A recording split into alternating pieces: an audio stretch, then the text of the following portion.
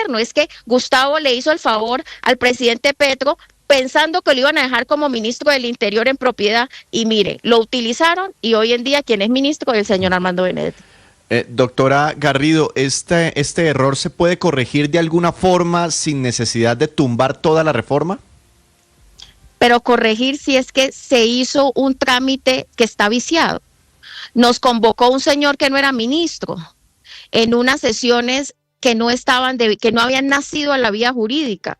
O sea, yo creo que si los jueces no nos dan en derecho el hecho de que se tumbe este trámite, nosotros estamos aquí perdiendo el tiempo realmente legislando, haciendo leyes cuando todo el mundo se la pasa por la faja y la convierte en una burla. Para eso son, para que se acaten como debe ser, pero esto da muestras de todo lo que hicieron, la seguidilla de errores, aceptarle rápidamente la renuncia a Cristo, encargarla al otro, llamarnos a extraordinarias, ver cómo estaban las bancadas, aprobar 7 artículos, del afán, hoy da resultado, que solo queda el cansancio, y bueno, estos errores de trámite bastante graves.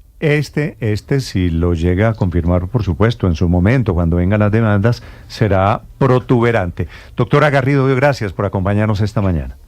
Néstor, a usted y a todos, mil gracias por el espacio. A usted, Feliz gracias. día. Es la representante Lina María Garrido, desde la Cámara de Representantes. Estás escuchando Blue Radio. Va a ser una semana muy movida por cuenta de la convocatoria del Día Cívico de mañana, que se ha convertido en un pulso territorial alrededor de quién decide, de quién trabaja y de quién manda. Por ejemplo, en el sector educativo, que es donde parece estar la principal incertidumbre sobre las manifestaciones de mañana martes. La rebelión contra la orden presidencial la encabezan esta mañana alcaldes y gobernadores de todo el país, que han dado instrucciones a sus funcionarios públicos de que deben trabajar, y lo pueden hacer. Ojo con las siguientes ciudades: alcaldes de Bogotá, por ejemplo, de Medellín, de Bucaramanga, Cali, Santa Marta, Cartagena, Ibagué y Villavicencio, los gobernadores de Antioquia, Cundinamarca, Santander, Valle, Tolima, todos diciendo no hay día cívico, se trabaja con normalidad. Anuncian que habrá servicio y que las alcaldías, gobernaciones y sus funcionarios locales trabajarán con normalidad, dicen ellos, inclusive colegios públicos.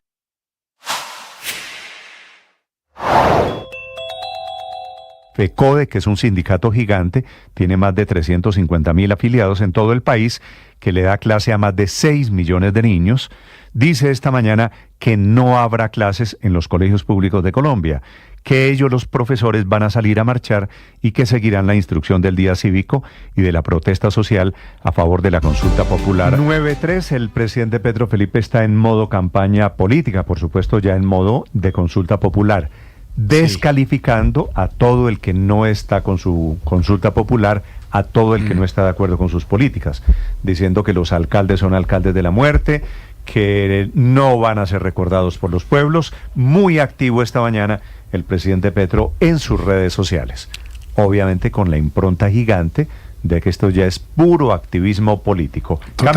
Camila Carvajal. Sí, señor Néstor, y cambia la cifra, hay un trino adicional, van 5 trinos del presidente Petro y 2 retweets. El tema central, cómo no, lo que va a pasar mañana en Colombia, la marcha en favor de la reforma laboral y en general de las reformas del gobierno apoyando su consulta popular. El más reciente del presidente Petro es un video en el que se están explicando las razones, las condiciones, las propuestas de la reforma laboral. Y dice el presidente Petro, así es como toca para romper la mentira televisada de los explotadores, para ser libres con la voz al viento y sin interrupción, a cantar verdades. También el presidente Petro ha hecho una invitación a salir a las calles en un video promocional de la gira. Dice que hay que salir a defender no a Petro, sino a defenderse a sí mismo, a todos los trabajadores de Colombia. Pero quizá, Néstor, el trino que más está causando esta mañana comentarios es uno que tiene 4 párrafos. Es del presidente Petro dirigido a alcaldes y gobernadores, sobre todo a esos alcaldes que no han acogido para sus municipios el día cívico que anuncia el mandatario para mañana martes, día de la marcha. Se lo voy a leer completo para que mire usted los calificativos que hoy está usando el presidente. Precisamente para trabajar hay que parar, alcaldes de la miseria que dejan a sus ciudades sin agua, que prefieren golpear débiles habitantes de calle y vendedores ambulantes que frenar a los voraces especuladores de la tierra y el agua, alcaldes de la muerte que no saben defender la vida y que serán borrados de la memoria de los pueblos por las multitudes desatadas. Mañana, el que despida a un trabajador por ir a la marcha del pueblo será sancionado por la justicia humana, escribió el presidente Petro en un claro mensaje a todos esos alcaldes con los que hemos hablado esta mañana, de los que hemos además hablado en las ciudades que no están de acuerdo con el día cívico, solo por mencionarles y recordarles algunos: Bogotá, Medellín, también el alcalde de Bucaramanga, de Cali, de Cartagena, de Villavicencio, de Ibagué, y así una lista de todos estos alcaldes que dicen que hay que salir a trabajar mañana. Pues es a esos a los que el presidente Petro les dice alcaldes de la miseria, de la muerte, y que mañana el que despida a un trabajador por ir a la marcha será sancionado por la justicia humana, dice el presidente. Camila, gracias, muy bien, 9 de la mañana, 6 minutos. Felipe, ya vamos en alcaldes de la muerte y en vampiros, vampiros esclavizantes. Había una época en que uno decía, ¿qué mitología? Estoy en desacuerdo con usted por esto. Y yo le decía, su argumento es no bueno por esto y por esto, no lo descalificaba, no le ponía epítetos. Y había una época en que uno leía con seriedad lo que decía el presidente, pero es que ya es una cosa completamente jocosa, o sea, ya esto es una tomadura de pelo excesiva, o sea, decirle a las personas que no están de acuerdo con él, que le sacan la sangre a los demás, es una caricatura. Es una caricatura. Sí, o sea. María Consuelo, yo creo que la gente del presidente Petro, los petristas, no sienten que esto sea en chiste. No, les parece que es la verdadera quitada de careta de los explotadores. Y les parece que son alcaldes de la muerte. La narrativa del presidente Petro ha encontrado tierra fértil. Y cada día más violenta y más agresiva y más descalificante y más divisoria. Bueno, lo de esta mañana entonces son los trinos del presidente, alcaldes de la muerte, todos, Bogotá, Cali, Medellín, Barranquilla, todos los que se oponen. De la muerte, lo que está pasando con la salud, ¿no? Eso es de la muerte. No hay que dejarse distraer por los vampiros y esas cosas que publica el presidente, que entre otras cosas, como no trinó el fin de semana porque seguramente estaba en agenda privada, entonces hoy está desatado. No, muerte es la que se está viendo. Ustedes vieron por casualidad, Séptimo Día. Usted y yo lo comentamos temprano, Néstor, el informe de Séptimo Día sobre lo que está pasando con la salud. Increíble. Muy impresionante porque es eso sí es la muerte, eso sí es la muerte. De los efectos de decisiones tomadas desde el gobierno sobre el servicio de salud de los colombianos. Pero mire la paradoja, Néstor, de los alcaldes de la muerte y de todas las cosas, pues de la retahíla de insultos. Vampiros de la muerte, ¿cómo le parece? No, ya vampiros, alcaldes de la muerte y vampiros esclavizantes. Y alcaldes de toda esa retahíla. El único alcalde de alguna capital que yo he tenido noticia de que se va a acoger al día cívico, usted sabe cuál es, ¿no? Cincelejo, sí señor. Uno es Cincelejo, tal vez. Yair Acuña. El que está en la Corte Suprema de Justicia precisamente por una serie de conductas que tienen que ver con la vida y con la muerte, ¿no? Fíjese usted lo simpático Néstor, que resulta la cosa. Bueno, ¿ya? Muy bien. Porque Néstor, lo que deja claro este trino, una Néstor, pequeña es cosa, cuál es el... Pero ¿será posible lograr la unidad nacional con un presidente enfrentado a los alcaldes de las capitales del país? Y a todo el que piensa diferente, deber, que es buscar la unidad nacional, no crear la división. Es decir, está sacrificando su deber fundamental, que es la unidad nacional, por el presidente. Es decir, pasajero interés político. El presidente dice que llegamos a estas porque muerte, no le aceptaron el acuerdo nacional. A propósito, señor, los alcaldes de la muerte, Néstor, son los alcaldes de los partidos que van a competir contra el pacto histórico en la presidencial. Es que este es el tono de la campaña. Ya arrancó la consulta popular, que creo yo es una torpeza enorme, ya lo he dicho, de los 8 senadores, dejarle semejante bocato y cardenales para el presidente, que es malo para gobernar pero excelente para hacer campaña. Le dejaron servidito en bandeja una excusa para movilizar a la gente en consulta popular. Lamentablemente el presidente escoge desde el inicio ya un tono polarizante, un tono que divida al país entre alcaldes de la muerte, es decir, alcaldes opositores de partidos opositores, y nosotros los de la vida, Y lo mismo, nosotros defendemos a los derechos de los trabajadores y los otros son los esclavistas. No, es que la realidad no es así, la realidad no es blanco y negro, hay un montón de matices y colores en el panel de opciones, y lo que vamos a ver, y ahí hay un gran desafío para los líderes que se dicen de centro, y es que corren el riesgo de quedar borrados por esta consulta, Néstor, porque la consulta solo tiene dos opciones, usted no puede votar sí pero no, usted tiene que votar sí o no. Entonces, los que siempre no votar, solemos... usted puede no participar, ¿no? De acuerdo. O si los que solemos decir, bueno, yo estoy de acuerdo con esto, por ejemplo, yo estoy de acuerdo con la reforma laboral, pero no estoy de acuerdo con la salud, entonces yo cómo voto. Entonces las personas que son moderadas, esto es un claro, las personas que son moderadas tienen que encontrar un camino para que su voz se escuche y no quede invisibilizada justamente por esta polarización binaria que quiere imponer el presidente. Y a mí me da mucha... El presidente nos metió en un referendo sobre él, esto es todo alrededor de Petro. Es eso. Está escribiendo. Sí, claro, porque ese es el ego del presidente. A él no le importa el país, le importa su ego y que le salga gente. Y bueno, los vampiros y toda esa cosa, pero tampoco hay que dejarse distraer mucho por eso, Néstor. Hay problemas mucho más graves que preguntarle a la gente si quiere ser rico o quiere ser pobre. ¿Es mejor ser rico que ser pobre? 9:11 pues minutos. No. El presidente Petro le hace un elogio, Felipe, esta mañana a Pirri. Dice que es un hombre sabio porque Pirri apoya la reforma laboral. ¿Y por qué no publica los videos de Pirri donde Pirri se arrepintió de haber votado por Petro? No, pues está diciendo que Pirri a mí me da mucha curiosidad algo. No, yo sé que está diciendo que es un hombre sabio, pero que busque los otros videos.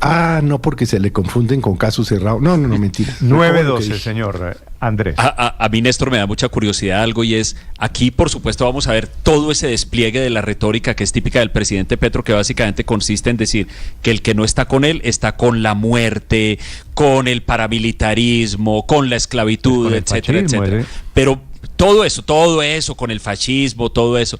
La curiosidad que me da a mí, Néstor, es saber si este mecanismo ya se agotó, porque el presidente viene usando esta retórica muchas veces, ya en varias ocasiones, desde hace un tiempo, y aunque esta retórica tiene una resonancia en grupos que son muy fieles a él, yo no sé si esto alcanza para movilizar 13,5 millones de personas, 13.6 millones de votos mínimo que esta consulta necesitaría para ser válida. Esto va a ser un test muy interesante de qué tanto poder de convocatoria tiene todavía esa retórica con la que él ganó las elecciones, que era o él o la muerte. Andrés, es que está incorporando un nuevo componente a la retórica, y es la de Crepúsculo.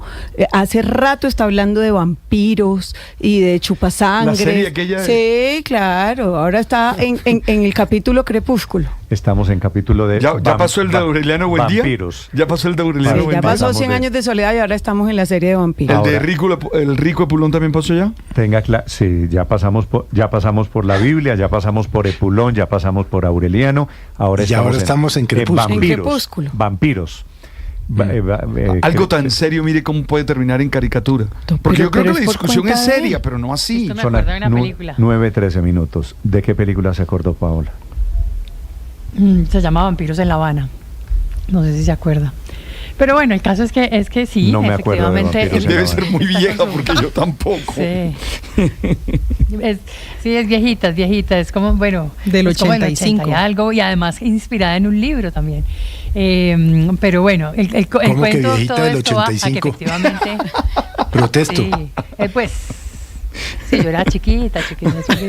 Uy, Felipe, ya era viejo, más o menos. Bueno, vampiros y alcaldes de la muerte. En eso está el presidente Gustavo Petro. Responde, ya en segundos, Álvaro, le responde el alcalde Carlos Fernando Galán a los maestros, notificándoles que tienen que ir mañana a dar clases y advirtiéndoles de lo que les puede pasar si no cumplen con sus jornadas académicas. Álvaro, señor. Es que la polarización, cuando se mantiene por años, como se ha mantenido acá, pues se escala y se degrada. Se está degradando desde hace rato. Pero yo no creo que la campaña acaba de empezar ahora con la consulta, como están diciendo algunos. Esa campaña empezó hace rato, como un año. Yo escribí una columna que se llamaba Apostar toda la elección del 2026 hace un año.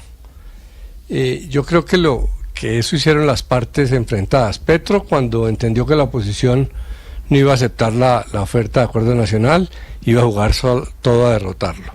Y la oposición, cuando entendió que podía ganarle la discusión pública a Petro sobre las reformas, y que podía bloquearlo y desprestigiarlo. y que Petro iba a radicalizar la retórica, pero iba a respetar la ley. Entonces ambas partes, cuando decidieron que el país se podía dejar en suspenso, al garete, pues, porque el país aguantaba, entonces se dedicaron a la polarización, a hacer política, a tratar de derrotar al otro. Y ahí vamos, aguantando. 9 de la mañana, 15 minutos. Advertencia que hace esta mañana para el caso de Bogotá. Si usted tiene niños que estudian en colegios de Bogotá, esta que van a escuchar es la posición del alcalde mayor, Carlos Fernando Galán. Cristian Correa. Néstor, buenos días. Y el alcalde dice que los docentes podrán asistir, si desean, a las movilizaciones en el marco del día cívico, sin embargo que tienen que hacerlo en contrajornada, y dice que es necesario que les garanticen el acceso a la educación a los más de 700.000 estudiantes de los colegios distritales que hay en Bogotá, especialmente por la relación que tienen las instituciones educativas con el plan de alimentación escolar. Buena parte de los niños que asisten a los colegios públicos en Bogotá dependen en su proceso nutricional de los alimentos que reciben del PAE, por eso el alcalde insiste en que es muy necesario que se mantenga la normalidad en la jornada académica. Sin embargo, advierte que quienes incumplan con el deber que tienen de asistir a las aulas mañana con los estudiantes tendrán que asumir algunas consecuencias, especialmente en el tema económico. Frente al tema de los maestros, pues como ha ocurrido en el pasado y lo dijimos, nosotros los invitamos a que cumplan, digamos, de esa forma como se ha planteado, es decir, a que, como lo hemos hecho en el pasado ya, en contrajornada puedan participar en las manifestaciones.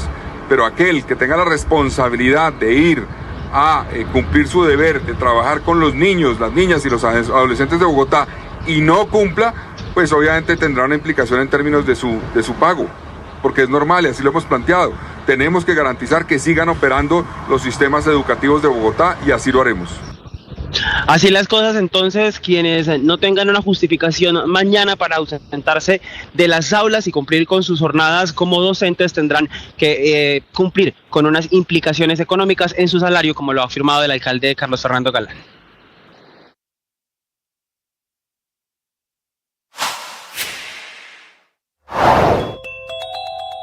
Comparable con las guerras de independencia de Estados Unidos y con la Primera y Segunda Guerra Mundial. Al menos en ese nivel pone el presidente Donald Trump su ofensiva contra lo que ha llamado como la invasión de millones de criminales de todas las partes del mundo. Digo que lo pone en ese nivel porque invocó la misma ley que en esas ocasiones había sido invocada, la de enemigos extranjeros, y la invocó para sacar de manera expresa a unos 261 criminales, de los cuales más de 230 eran venezolanos señalados miembros del Tren de Aragua, saltándose incluso la orden de un juez que había bloqueado esas deportaciones. No obstante, la Casa Blanca dice que no se saltaron ninguna orden, porque en el momento en el que el juez tomó su determinación de bloquear las deportaciones del presidente Trump, ya los señalados criminales se encontraban en aguas internacionales, sobrevolando aguas internacionales y a punto de aterrizar en territorio salvadoreño. Anoche, ya de regreso aquí a Washington a bordo del avión presidencial, venía desde Florida, el presidente Trump defendió su decisión. Él respondía: estamos en tiempos de guerra porque Biden permitió que millones de personas, muchos de ellos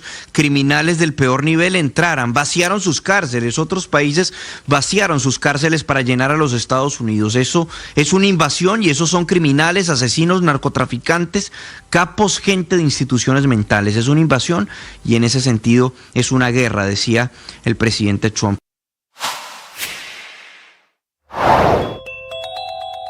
Ocurrió en el Tribunal Administrativo de Cundinamarca y corre por cuenta de la magistrada Nelly Villamizar, que ordenó la suspensión inmediata del trámite de expedición de la resolución con la que el Ministerio de Ambiente definía los lineamientos ambientales en el POT, el Plan de Ordenamiento Territorial de la Sabana y de Bogotá. Aunque es una medida provisional, significa sí un freno de mano a la idea del gobierno Petro de meterse en los asuntos del distrito. La orden de la magistrada busca que las pruebas, el sustento técnico con el que se tomó esta decisión sean revisadas y controvertidas por las entidades involucradas, entre las que están la CAR, la Alcaldía de Bogotá, la Gobernación de Cundinamarca y la empresa de Acueducto de Bogotá, que fue quien ganó este pulso dentro del trámite del cumplimiento de la sentencia de saneamiento del río Bogotá. La decisión pone puntos suspensivos a la disputa territorial e ideológica sobre dónde se puede construir y desarrollar proyectos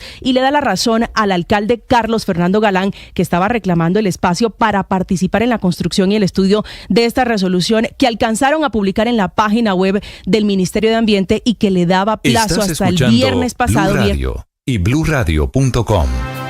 9 de la mañana, 20 minutos. ¿Cuál es el lío que le armaron a la JEP, Juan Camilo? Mire, Néstor, se trata de una adjudicación de un contrato por parte de la Jurisdicción Especial para la Paz a la Fundación Artística Petra, una sociedad de teatro que ha generado controversia por cuenta de un documento que ha solicitado un ciudadano, Jairo Ladino, en un ejercicio de veeduría. En este da cuenta de un contrato de los cuales la Jurisdicción Especial para la Paz aportó 197 mil millones de pesos. No, 197 mil millones no, 197 millones.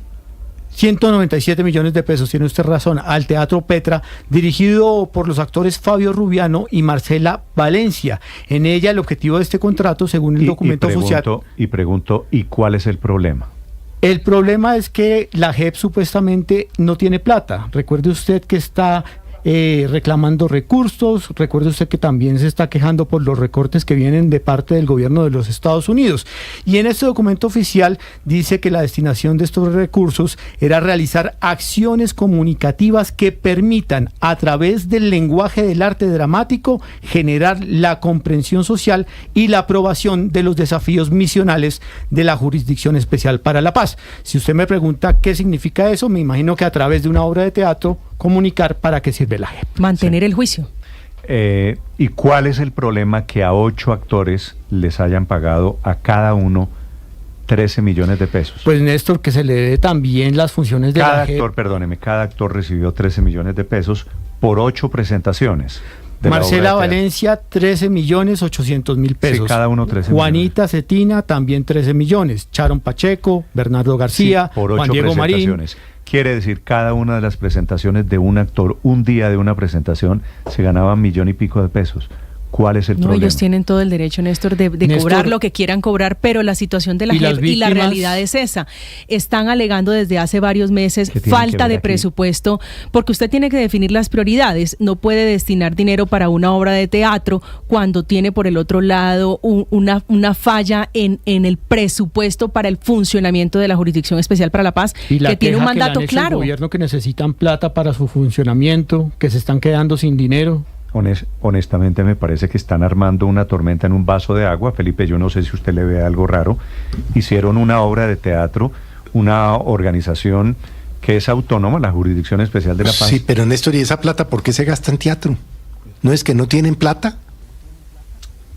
Felipe, porque querían hacer una obra de teatro con un mensaje. ¿Pero por qué la JEP, Néstor? Es que ¿y por qué no una secretaría de cultura? ¿Por qué no una ONG? No, es que hay una enorme equivocación. ¿Por qué la plata de la JEP se la tienen que dar a unos actores petristas? ¿Por qué? ¿Porque son petristas? Es que no es una obra de teatro para entretenimiento, parece que hay una equivocación, creemos que es para entretener a la gente sobre cualquier tema. No, es una estrategia de comunicación de la JEP dirigida a difundir sus objetivos, su trabajo, etcétera, y lo hace a través de un instrumento que es una obra de teatro, como poner un aviso en un periódico o cualquier cosa de ese estilo, publicar un boletín con sus objetivos y con su trabajo, etcétera. Es exactamente igual. Es que verdad, pues bueno, y reparación. Esa obra debió ser el final y no el comienzo, cuando la JEP emite la primera sentencia en contra de los ex guerrilleros de las FARC, incluso la primera sentencia en contra de agentes del Estado por crímenes de lesa humanidad. Pero el escenario es que nos han dicho desde hace varias semanas que no hay plata y que sin los recursos de Estados Unidos no hay plata para investigar a las FARC. Pero verdad, justicia y reparación se construye también con arte, con cultura, no únicamente con sentencias judiciales. Y nos mostrarán en esa hora. En este país no nos hemos. Sí.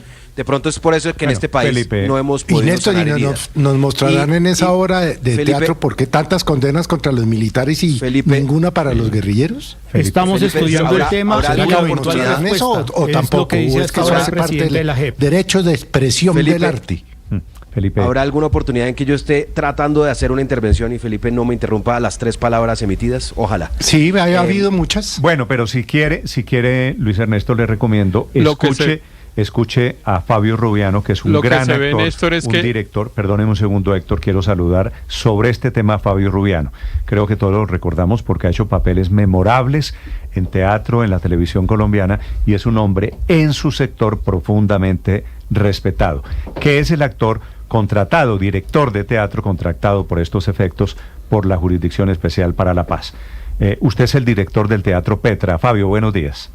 Buenos días, Néstor. Muchas gracias por hablar de esto. No, señora, usted gracias por atendernos.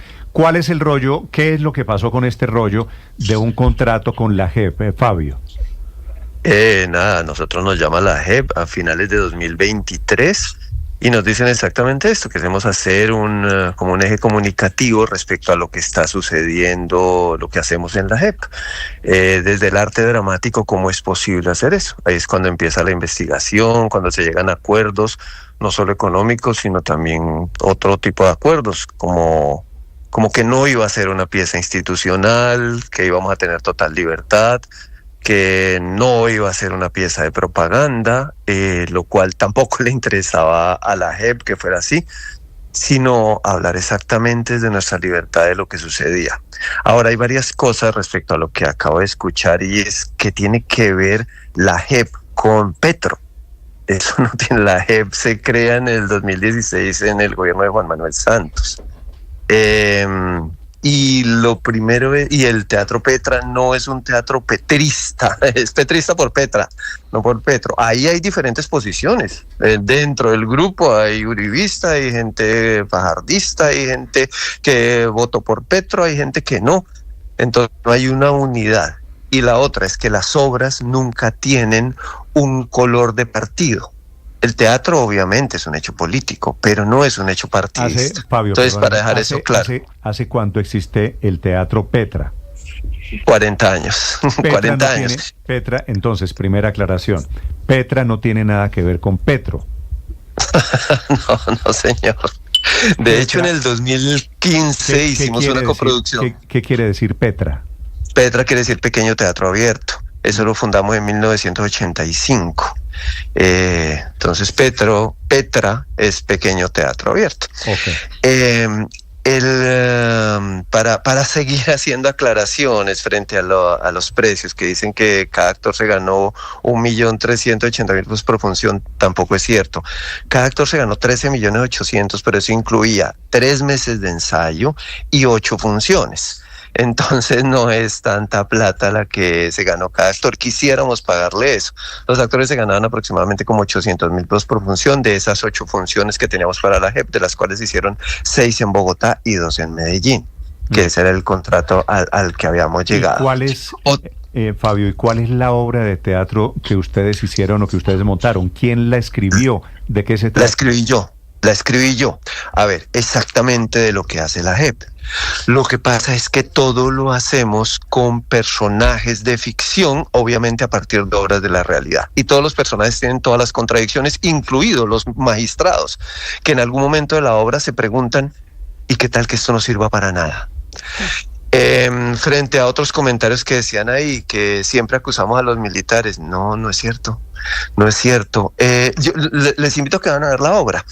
En un momento, el personaje de doña Rosalba, a la cual la guerrilla le tuvo secuestrado a su esposo durante 5 años con cadenas en el cuello, ella se enfrenta al guerrillero y le dice, yo a usted no lo voy a perdonar. Usted me da asco. Hay diálogos. De eso se trata para nosotros, donde concentramos la obra que hicimos sobre la JEP.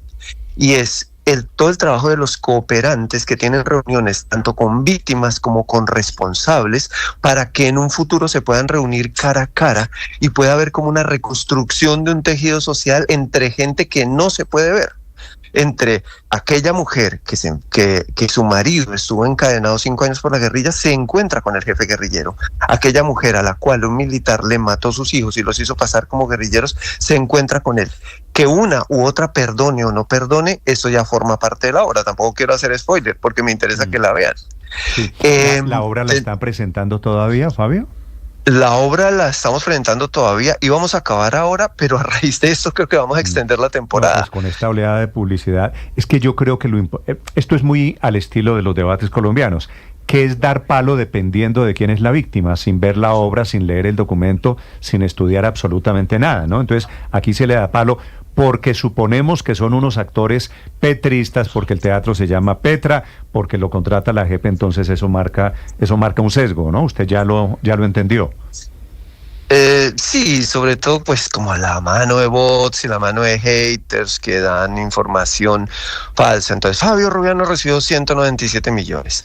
Entonces no lo recibí yo, lo recibió el grupo y se dividió en todo eso, en un año de investigación, en 3 meses de ensayo, en construcción de escenografía, en diseño de iluminación, en diseño del sonido, en alquiler del espacio, en las cortinas de la obra, en el video de la obra. Entonces divida 197 en todo eso. No es poca plata, es como una cantidad digna para hacer, son $50,000, que es una cantidad digna para hacer una pieza. Es eso lo que ¿Cuántas sucedió. personas participaron en la obra? En la obra, en escenarios son 8. En total, no, pero no solo en como total, actores, digamos, en el equipo de producción, de luminotécnicos, de vestuario, etcétera, etcétera. Alcanzan por ahí unas 30 personas. Y mucho más, porque si yo digo, el equipo de arte, que nosotros, digamos, tenemos un director de arte que es Hernán García, pero él tiene a su vez 5 o 6 personas que son las que hacen diseños, dibujos, los que saben dónde se consiguen las cosas. Sí, puede haber unas 30 personas ahí. Sí, señor Rubiano, usted nos dice que las conversaciones iniciaron en el 2023. Finalmente, este contrato se lo lleva el Teatro Petra. ¿Con qué otras personas compitieron? ¿Con qué otros teatros se enfrentaron ustedes para terminar quedándose con este contrato? Esto no fue una licitación, esto fue una alianza donde la JEP ponía una plata y nosotros poníamos otra plata. De hecho, nosotros pusimos más plata que la JEP. Nosotros pusimos 240 y pico de millones. Entonces, ¿cómo así que ustedes pusieron una plata, Fabio? Sí, porque esto es una coproducción. O sea, no todo es con recursos de la JEP, nosotros también pusimos plata. Entonces, ¿cómo sucede eso? O sea, nosotros no ponemos nosotros no es que saquemos de un maletín 245 millones, sino que eso lo aprendimos con nuestro productor ejecutivo y es cuánto vale su trabajo. ¿Cuánto vale la escritura de la obra? ¿Cuánto vale la dirección de la obra? Eso vale tanto.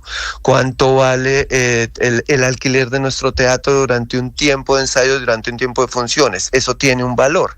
Y esa es la manera en que nosotros podemos coproducir. Así es como hemos coproducido con el Teatro Con Subsidio, con el Teatro Colón, con el Centro Nacional de las Artes, con el Jorge Eliezer Gaitán, donde cada uno pone una parte.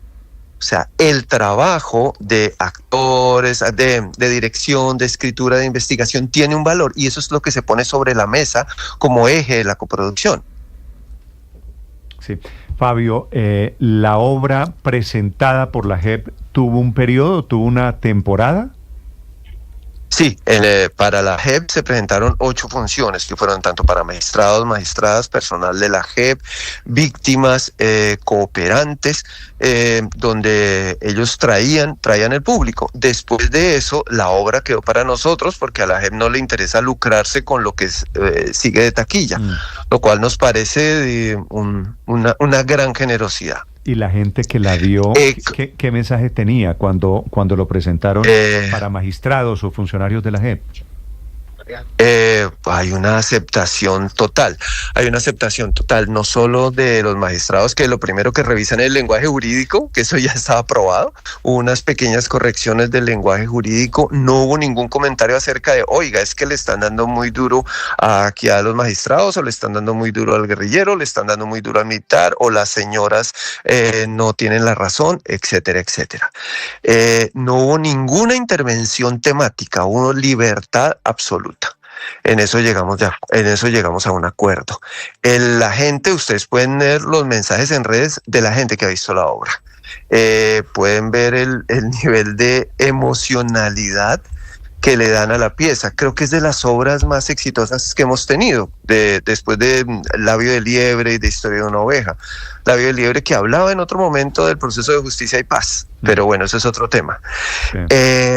la gente habla muy emocionada. El sábado, de hecho, una señora fue a la función de las 6, al final de la función se paró alguien del público y dijo: a mi hermano lo desaparecieron hace tantos años, encontré su cuerpo hace 2 años y hoy quiero conmemorar eso viendo esta obra. Obviamente el público estaba llorando y los actores y actrices también. Es una pieza, o sea, la obra muy conmovedora. La han visto también víctimas. Pero muchas víctimas, tanto acá como en Medellín, y tenemos la idea de hacer una gira nacional para ir por varias ciudades para que muchas víctimas las vean. Las víctimas a veces nos esperan a la salida del teatro, nos agradecen. Doña Idalí, por ejemplo, a la cual le mataron su hijo, fue uno de los primeros casos de falsos positivos. Ella ya encontró el cuerpo, pero dice: estoy esperando, llevo 17 años esperando para verme cara a cara con el que mató a mi hijo. Y ahí hablaba con Marcela, que es la que hace la mamá, y le dice: su personaje me conmovió. Y Marcela le decía: la que me conmueve es usted, señora. Y ahí pues volvimos a llorar. La ha visto gente de todas las líneas políticas. Esta no es una pieza de partido, esta no es una pieza de propaganda, porque jamás lo hago, porque no creo tener la razón. Es una pieza que hace preguntas y que plantea una situación actual de lo que se está viviendo. Claro, no va a faltar quien diga: ¿por qué es un actor petrista? Que no. En fin. ¿Usted es un actor petrista, Fabio? No, señor, yo soy un actor. Creo en ciertas ideas que tienen que ver con el progresismo, pero sigo ideas, no personas. Vale. Pues yo quedo con ganas de ver la obra, se llama Mantener el Juicio. Espero haber hecho claridades y espero haberle servido para explicar de qué se trata la obra contratada por la JEP. A ver si... Muy amable, Néstor, de verdad era un espacio muy importante y me alegra poder dejar todo claro. Igual sigo pendiente a responder todas las preguntas que necesiten. Sí. Fabio, estaba recordando ese comercial, un spot publicitario que usted junto tal vez Marcela Valencia y otros actores hicieron, invitando a votar, con Julián Román, invitando a votar por el presidente Gustavo Petro. Quisiera preguntarle respetuosamente si a estas alturas usted se arrepiente o mantiene su voto por el presidente Petro. No, yo no me arrepiento, no me arrepiento. Yo tampoco me arrepiento de haber hecho el video. Al presidente lo hemos apoyado y lo hemos criticado en su momento. Nosotros creamos una cosa que llamó Movimiento Cultural, que fue cuando solicitábamos que hubiera más atención a la cultura. Tuvimos reuniones con él, discusiones con él, nos escuchó. El problema es que sí, uno apoya una postura política y lo regañan por apoyarlo. Si uno lo critican, le dicen: ¿para qué lo critican? No voto por él. Entonces creo que yo no creo en los intereses mesiánicos ni en las posturas mesiánicas. Sé que hay ideas. Entonces hay cosas en las que me parece muy interesante, como darle visibilidad a gente que no la había tenido, pero esas otras cosas que me parecen terribles. Y si quieres saber exactamente cuál, es Armando Benedetti dentro del gobierno. Eso me parece que no tiene presentación. Vale. Fabio, un gusto saludarlo y gracias por aceptar esta explicación. Muchas gracias a ustedes. Hasta luego. La obra, Felipe, espero haber hecho claridad. Mantener el Juicio se llama la obra contratada por la JEP. Además, espero que le haya quedado claro, Felipe, la intención y la repartición de la plata. No, pero además Fabio es que el tema no es con Fabio Rubiano, entre otras cosas porque es un gran actor. Yo le he seguido el tema es por qué la JEP se está gastando la plata en esas vainas. No, bueno, Felipe, Fabio, esa discusión ya es otra. Y Fabio no solamente es un gran actor. No, la gente no es que no tiene plata, que les quitaron la ayuda de USAID, que no sé qué, que entonces que no y nada. Entonces, yo sí quiero decir ¿por qué no se la gastan en los procesos a ver si al fin profieren una condena contra los guerrilleros, al menos una? Fabio Rubiano no solamente es un gran actor, sino uno de los grandes del teatro en Colombia. De los dramaturgos importantes que hay en Colombia. Ha sido productor, ha sido director, ha escrito muchas obras y yo sé, porque lo sé, además porque he conversado mucho con él, que él y yo siempre estamos en orillas políticas distintas y siempre lo hace con respeto por la diferencia, siempre vota, por supuesto, por el que él quiere, como nos corresponde a todos, pero sus ataques no son ni estigmatizantes ni divisorios. Rubiano es un grande y yo me alegro de que si van a hacer teatro desde la JEP lo hagan con la gente buena de Colombia como Fabio Rubiano. Yo no conozco a Fabio, pero quiero llamar la atención de que usen el arte o que le permitan al arte esta capacidad, esta posibilidad, porque el arte sí que puede generarnos las emociones que necesitamos para reconciliarnos, para vivir. Entonces yo particularmente celebro que el arte sea un vehículo para tipo de objetivos. Es que el debate lo que prueba es que la JEP necesita más plata para hacer más comunicación, porque la resistencia que se generó en relación con su creación de algunas personas que no estaban de acuerdo con el proceso de paz o con algunas que prefieren que no se busque la verdad del conflicto, o con algunos que creen que es que la JEP tiene un sesgo en favor de la guerrilla de las FARC, en fin, todas esas prevenciones que se han creado alrededor de la JEP, lo que se ve es que no se han logrado minimizar con el paso del tiempo, sino al contrario, la resistencia es mucho mayor, y quizá por los reclamos que algunos tienen, que entre otras cosas yo comparto, como por ejemplo la demora en producir las primeras sentencias, pero eso quiere decir, insisto, que realmente la JEP necesita no hacer una obra de teatro para públicos pequeños, sino seguramente hacer una labor comunicativa mucho más grande y gastarse mucho más plata para ganar legitimidad. Lo que pasa es que la legitimidad se gana es con sentencias y con decisiones judiciales, que fue para lo que se creó la JEP. Pero ese es otro tema, usted tiene razón, Héctor. Están criticando a la JEP vía los actores que están en esta obra de teatro, que me parece que no es el ejercicio quienes apoyamos y defendimos la JEP también le reclamamos a la JEP que entregue resultados de justicia, de condenas. Por supuesto, en eso todos estamos de acuerdo, pero es que la reparación de una sociedad, digamos, la reconstrucción de la verdad, la resignificación del dolor, como nos lo narraba Fabio, en una mujer víctima que va para conmemorar los 2 años de muerte, de desaparición de su hermano, pues eso es parte de lo que hace el arte, eso es parte de lo que debe hacer la cultura y es parte también del proceso que estaba pensado para la JEP. Y yo también creo, Néstor, que llegó el momento de dejar que las personas que votaron por Petro pues también puedan trabajar en el gobierno o en la JEP o en el Estado. Eso no es ningún pecado, y más si están haciendo el trabajo y, como nos lo dice Fabio acá, ponen una plata, ponen un esfuerzo para sacar una obra que le sirve al país y le sirve a la reconciliación del país. A propósito del presidente, perdió esta mañana otra tutela, ahora con Germán Vargas Lleras. Les contamos la historia, la noticia, porque hay reacciones de ambos en segundos aquí en Mañanas Blue. Estás escuchando Blue Radio. Hoy quiero invitarte a que tomes conciencia de que no eres absoluto. Es decir, que no todo lo tienes bajo control. No todo depende de tu voluntad, no todo depende de tu libertad, no todo depende de tu decisión.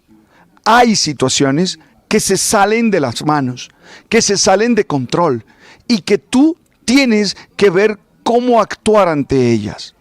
Un hijo que toma una decisión que tú consideras la peor, una persona que hace todo lo que le daña, ¿cómo actúas? Yo creo que con 3 actitudes. La primera, aceptar que no está bajo tu control. Aceptar ya es agarrar esa situación. La segunda, decir, hablar lo que consideras es importante. Y la tercera, confiar en lo que tú eres capaz de hacer. ¡Ánimo! ¡Fuerza! ¡Tú sabes!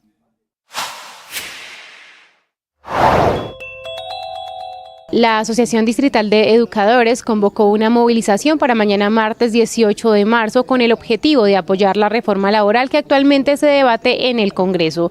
Su presidenta Nelly Daza habló sobre esta convocatoria en Mañanas Blue. Mañana nosotros estamos convocando a todo el magisterio bogotano a salir a las calles a exigir que el Congreso de la República definitivamente no hunda la reforma laboral, sino que se apruebe porque es necesaria para todos los colombianos. Profesora Daza, ¿ustedes no tienen una instrucción del alcalde Galán en Bogotá de que mañana es un día normal. Ya tenemos las 9 de la mañana, 44 minutos. A esta hora la información deportiva con TCC en Mañanas Blue. Atención, desde Argentina, noticia de última hora. Lionel Messi está en duda para los partidos ante Uruguay y Brasil por las eliminatorias sudamericanas. El capitán de los campeones del mundo arrastra una molestia muscular. Habrá que ver, es noticia en desarrollo alrededor de Messi, que puede no estar en los clásicos ante Uruguay, clásico del Río de la Plata, y ante Brasil en el clásico de Sudamérica. Hablamos de Colombia, hoy lunes de trabajos de la tricolor en Brasilia, que prepara el duelo ante Brasil a propósito este jueves. Detalles a esta hora de nuestra selección con Cristian Marín desde la capital federal de los brasileños. Cris, hola. Ricardo, buenos días. Ya son 14 los que han dicho presente en la concentración del equipo colombiano en Brasilia, donde el equipo nacional se concentra para el partido del próximo jueves ante la pentacampeona del mundo. Los que ya arribaron: Daniel Muñoz, Jefferson Lerma, Davinson Sánchez, Carlos Cuesta, Hamilton Campas, Kevin Castaño, Marino Inestrosa, James Rodríguez, Juan Camilo Portilla, John Jader Durán, y recientemente se han incorporado Juan Fernando Quintero, Johan Mojica, David Ospina, Jorge Carrascal. El técnico Néstor Lorenzo ayer habló con el Gol Caracol y volvió a hablar del capitán de la selección nacional, de James Rodríguez, el presente, el momento y la forma en la que llega a encarar estos dos partidos que nos ponen muy cerca de la próxima Copa Mundial de los Estados Unidos, México y Canadá. James es un jugador competitivo naturalmente, ¿no? No le gusta perder a nada, y a veces cuando venía también frustrado por su actualidad en el club o por su relación con la competencia en sus clubes, venía con una bronca que lo transmitía, lo transformaba en calidad y en entrega. Hoy está contento, está con ritmo, así que bueno, esperemos aprovecharlo y que sea una pieza importante como todos los demás jugadores, ¿no? Los compañeros. Durante la mañana se espera que arriben 7 futbolistas para completar 21 y así poder tener un grupo nutrido para la segunda unidad de entrenamiento que se estará cumpliendo en la tarde en el centro de entrenamiento brasileirense. El reciente convocado Johan Carbonero se estará uniendo durante el transcurso de la mañana.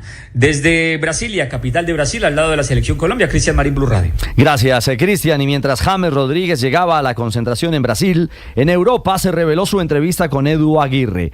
El 10 de Colombia estalló a la hora de hablar de la final de la Copa América en la que Colombia perdió ante Argentina, según James, por equivocaciones o por equivocadas, mejor, decisiones arbitrales. Por cosas externas yo creo que no hemos podido quedar campeones, pienso yo. Cosas externas. El árbitro yo creo que influyó mucho, yo creo. No nos ha pitado penaltis, creo que 1 o 2, para mí 1 claro. Reclamáis 2 penaltis que nos pitan. Es verdad que Colombia, el país entero, está muy enfadado. Hoy Colombia sumará a la mayoría de sus convocados para preparar el partido de este jueves frente a Brasil. Desde las 7:45 de la noche estará aquí en Blue y en la señal del Gol Caracol. Ataca Millonario, la va teniendo por arriba. Otra vez Palacio, engancha Palacio. ¡Dentro!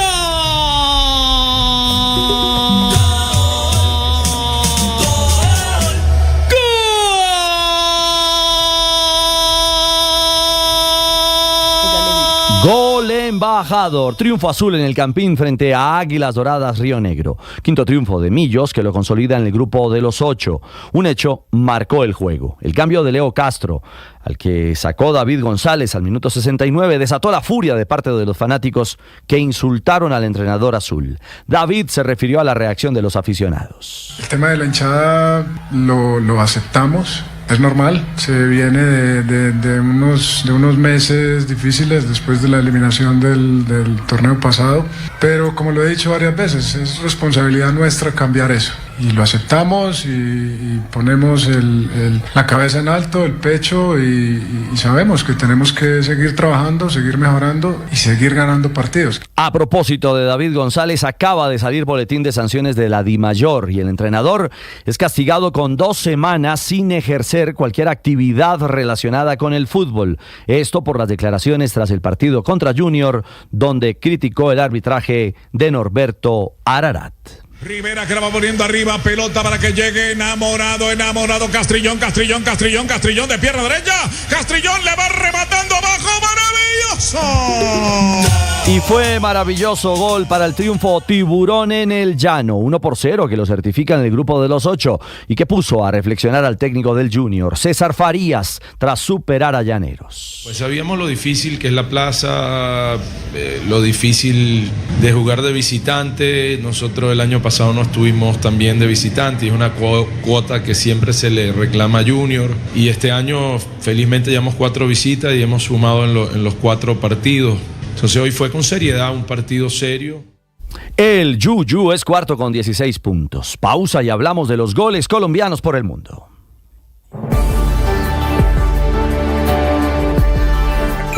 Escanea este código y suscríbete a nuestro canal de YouTube, @Blue Radio Co. Y disfruta y participa de la programación de Blue Radio. Blue Radio, le ponemos cara a la radio. Blue Radio, la alternativa. Que zurdo, se viene Anthony, que zurdo, el centro de Anthony, que no puede. ¡Bombazo! ¡Gol! Hernández. Fue en España. Héroe colombiano Juan Camilo Cucho Hernández marcó su primer gol con el Betis después de 5 partidos como titular, que valió para la victoria 3-2 frente al Leganés en condición de visitante. Gol de oro para el pereirano, que lleva al equipo bético al 6º lugar de la tabla con 44 puntos, que pelea por mantenerse en zona de copas europeas. Angulo, Cabral, la mete contra el área, sale Arias, Angulo. Y otro salvador fue Álvaro Angulo, el lateral colombiano del Independiente de Argentina, anotó el empate al minuto 78 frente al Racing en el clásico de Avellaneda. Segundo gol de la Pantera Negra Turbo, como lo llaman, que salvó un punto que le permite llegar a 21 unidades en la temporada a su equipo y seguir con un invicto de 6 partidos consecutivos sin caer. Bueno, McIlroy para bogey y ganar el Players. Bueno, lo consigue. Victoria número 28 para Rory McIlroy. Desempate feliz para el golfista Rory McIlroy en the Players. El jugador irlandés superó en los 3 hoyos de desempate al estadounidense J.J. Spaun, quien tuvo una mala jornada, especialmente en el segundo hoyo, en el hoyo 17. Al final, McIlroy terminó con acumulado de +1 en los 3 hoyos, frente al +3 del norteamericano. Yo tuve la suerte de poder hacerlo bien con este clima, pero estoy muy feliz por ganar mi segundo torneo de Players y creo que es la tercera vez que gano en el día de San Patricio, entonces es especial para mí. The Players, usted lo disfrutó a través de Caracol Sports en nuestra aplicación D2 gratis. Con la alegría y el triunfo de McIlroy, consigue así su segunda corona en The Players y su victoria número 28 en el PGA Tour. Cerramos la información deportiva. 9:52 a esta hora en Mañanas Blue.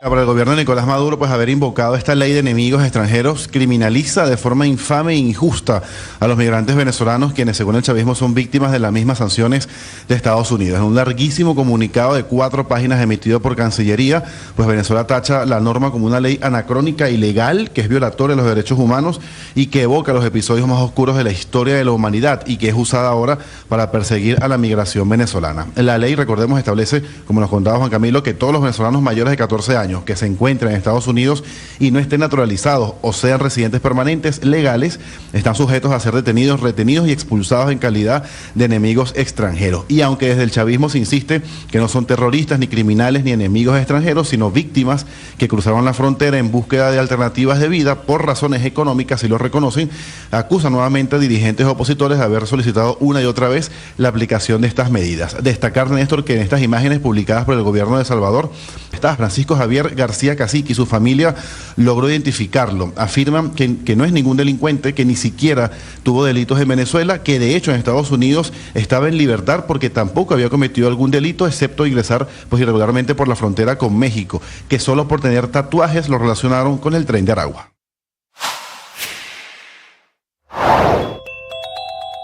Álvaro Uribe y su defensa ocupan 2/3 de la pantalla en el juicio del siglo en Colombia. El expresidente ahora siempre tiene la cámara encendida, con su estudio en Río Negro de fondo en las transmisiones de las audiencias de la acusación por manipulación de testigos. El juzgado, con la fiscal y las víctimas acreditadas, se ven pequeños frente a la cámara enorme de Jaime Granados, el abogado de Uribe. Esa imagen describen la manera en la que el juicio contra el expresidente Uribe está impactando en la opinión hasta ahora. Ahora alguien más aparecerá en esa pantalla, el exjefe paramilitar Salvatore Mancuso se suma a la lista de testigos que ya han hablado en este histórico juicio contra el exmandatario y líder del Centro Democrático. Otro de los protagonistas en este juicio es el senador Iván Cepeda. Ha descalificado la declaración que dio el ex paramilitar Juan Carlos Tuzo Sierra, una declaración plagada de olvidos y mentiras, ha dicho. Explicó que según lo dicho en el juicio contra Álvaro Uribe Vélez, el Tuzo Sierra era el enlace entre el narcotráfico y la oficina de Envigado, según consta Si en la acaba de sentencia llegar de a Blue Radio, 2019. esto es lo que está pasando y lo que se ha perdido. 9 de la mañana, 55 minutos. La tutela que le gana esta mañana Germán Vargas Lleras al presidente Gustavo Petro arrancó en noviembre del año pasado. El origen es la ampliación de la autopista norte. Antes de los aguaceros, antes de las inundaciones, había dicho entonces el presidente Petro que Germán Vargas Lleras estaba intentando la ampliación de la autopista norte y que desestimó la posibilidad que en teoría proponía el presidente Petro cuando fue alcalde de Bogotá sobre la ampliación y sobre la elevación especialmente de esa autopista norte. Marcela Peña. Néstor, buenos días. Mire, en noviembre de 2024, un trino del presidente Gustavo Petro es el que da origen a esta disputa legal de varios párrafos, el trino en el que básicamente el presidente acusa a Germán Vargas Lleras, que en su momento fue vicepresidente y encargado de los temas de transporte, de hacer caso omiso a mi solicitud, la del presidente Petro, como alcalde, de hacer una ampliación de esa parte del Alto Norte que siempre se inunda y hacer un segmento elevado para permitir la conexión de las humedades.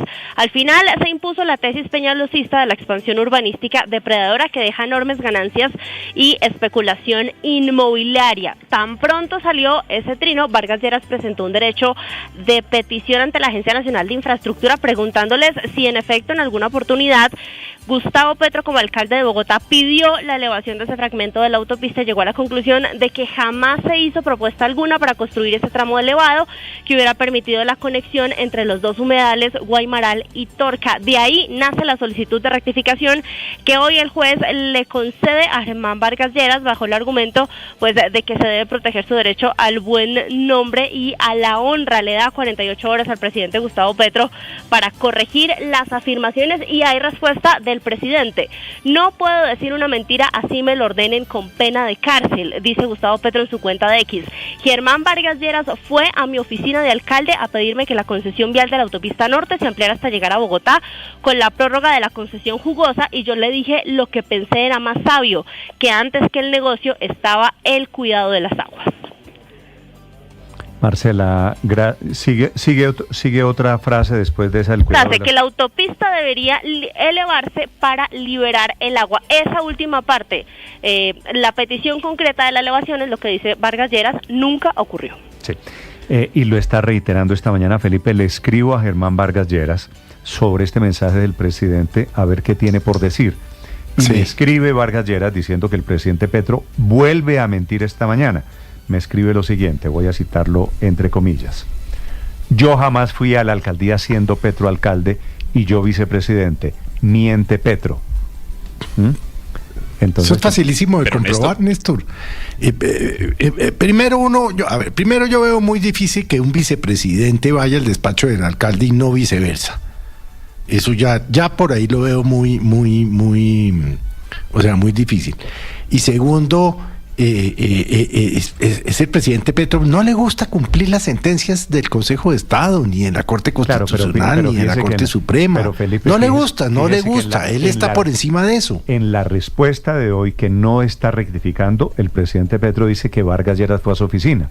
Es decir, la pelea no ha terminado, porque le puedo asegurar que Vargas Lleras, Felipe, pues va a poner otra tutela. Si Vargas Lleras le dijo a usted, como nos está relatando, que no fue a la oficina de Petro, ¿cómo se prueba? Siendo él vicepresidente y el señor alcalde no fue. Lo que hay que probar, Felipe, es eso no primero, es sino pedir las entradas. Si Vargas Lleras si Vargas Lleras fue a la oficina de Petro, alcalde de Bogotá, yo estoy de acuerdo que seguramente es el alcalde el que va a la oficina del vicepresidente. Pero suponiendo, Felipe, hay unas fotografías, hay unos registros. No las hay. Hay unos testigos. Bueno, y unas bitácoras de ingreso a todas las entidades públicas, ¿no? Claro. Oiga, pero es que ahora mirando, el presidente está desatado, ¿no? ¡Qué barbaridad! No, pues el presidente pero seguramente, Néstor, está en modo batalla y no va a cumplir. Claro, pero contra todo el mundo. Está desafiando a la justicia alrededor de... Bueno, ojalá la justicia, el Consejo de Estado, que está en mora, lo sancione por desacato, ¿no? Pues es muy porque es que no sería la primera vez que no cumple una sentencia, ¿no? Es muy predecible que el presidente va o a eludir o a dilatar lo que más pueda o incluso a desconocer, no sé, el cumplimiento de esta orden, ¿no? Ahí está diciendo que no va a decir una mentira si se lo ordenen con pena de cárcel. Y creo que va a aprovechar para hacer de todo esto un gran episodio de martirio político. Lo que yo no sé es, en el caso de un presidente de la República, cómo se tramita y qué consecuencias tiene un incidente de desacato. No me imagino que puedan ordenarle 3 días de arresto o alguna cosa así, pero que de esto el presidente va a hacer un gran incidente de carácter político, por supuesto que sí. Bueno, lo está convirtiendo esta mañana. Sí.